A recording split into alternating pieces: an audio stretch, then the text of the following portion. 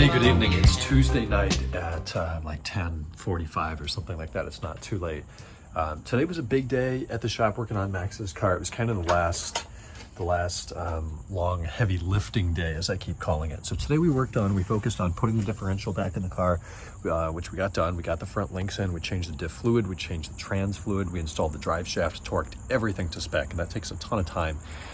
Because you're torquing the axles to the differential output flanges, which means somebody has to sit in the car and either put it in gear if the drive shaft has been installed, or keep pulling the parking brake and releasing it so you can move the 6 or 8 axle bolts to the place where you can drive them with a socket and a wrench and a torque wrench. And then release, and after you've tightened that one, move it another 2 inches. Nate, you know exactly what I'm talking about.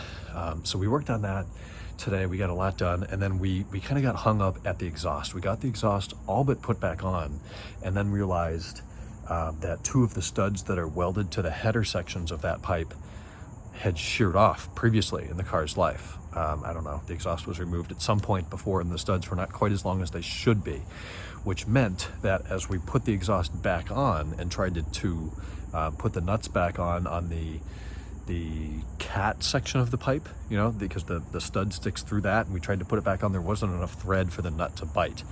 So we ended up having to remove the exhaust system again, and then cut off the short studs, and then start drilling them out. And unfortunately, the drill we have up there is just horrendous. It doesn't have a key to lock the chuck. It has these 2 little things. It's a Black & Decker $20 drill from Walmart. It sucks.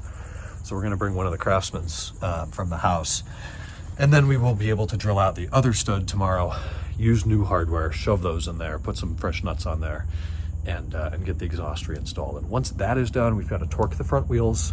We'll go through, do the full safety check, make sure everything's tight, everything's to spec, all the fluids are in place, and then it's test drive time.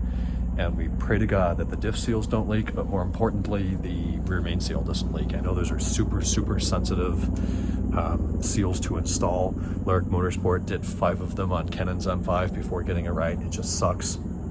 So we'll see you tomorrow. And then tonight was awesome. Tonight was date night. I'll talk more about that later. So I'm gonna get to bed.